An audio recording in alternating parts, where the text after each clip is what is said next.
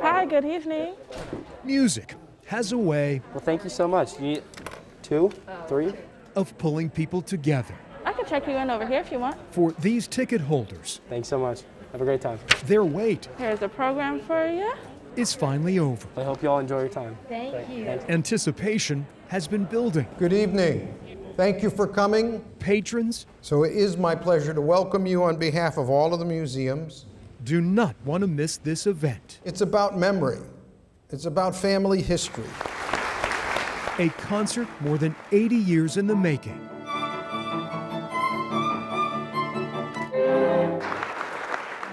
Taking center stage on this night, the instruments. Violins of Hope is a traveling exhibit crisscrossing the globe. It's a very unique instrument. Avshi Weinstein is the co-founder. Some of them can take 1 or 2 years of restoration. The Israeli woodworker and his father Amnon build and restore violins in their workshop 6,000 miles away. You have to be rather very, very precise. The duo's specialty? Strings with a story. I'm working with violins which are anywhere from few years old up to almost 500 years old. They all have history. Many of these instruments belonged to Jewish musicians in the early 1900s. This is what those people had. This is what they could afford. The good stuff was confiscated. Their violins survived. Many of the music makers did not. We tried to bring them back to life.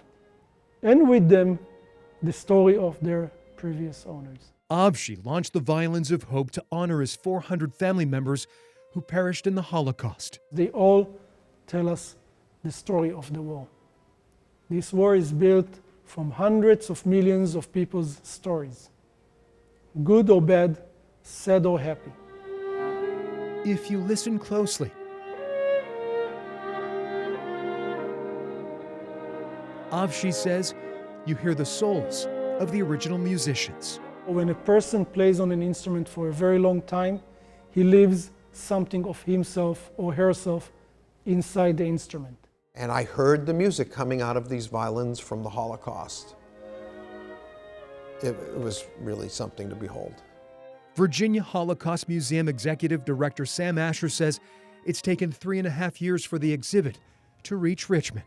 It's one thing for me to look at the instruments, but when the musicians took them, felt them, held them, played them, it was unbelievable.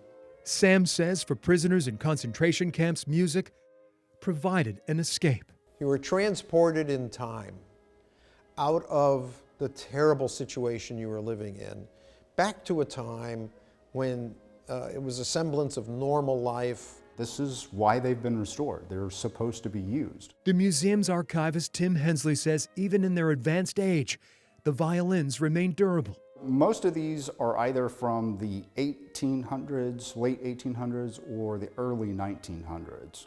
Not so silent witnesses to an unforgettable period. So in that case, we are assuming that the person who actually gave up this violin probably did not survive.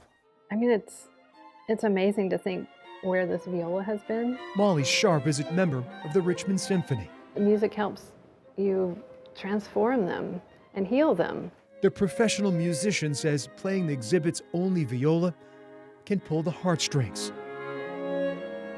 But Molly tries not dwelling on the past too much while performing. You know, the story of this instrument is not over. It's a living memorial in a way, and we are keeping them alive by continuing to play them.